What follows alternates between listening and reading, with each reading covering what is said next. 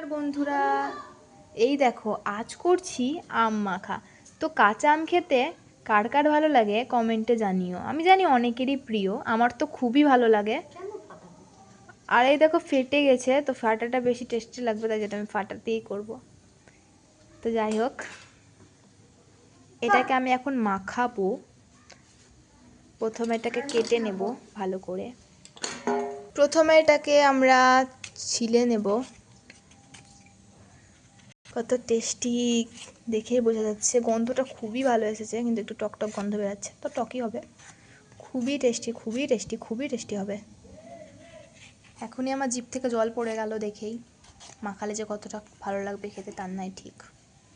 আম বাড়া পেয়ারা, কাঁচা লঙ্কা ছাড়া, মাখবো কি করে, মাখবো কি করে। চাকুর সাহায্যে তারপর আমরা ওই ফাটা অংশটা থেকে কেটে নেব। এই দেখো,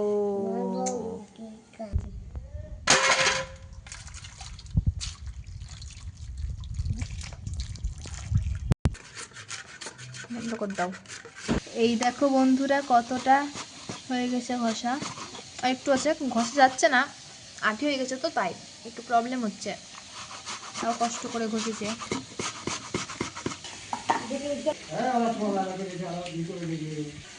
দিলাম একটু নুন, চিনি দিলাম একটু,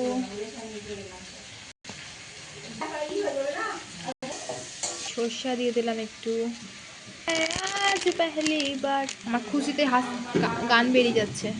মশলা, স্পেশাল মশলাটা কি বলা যাবে না, এটা স্পেশাল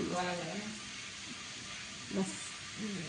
তো রেডি আমাদের আম মাখা, খেতে অনেক টেস্টি হয়েছে।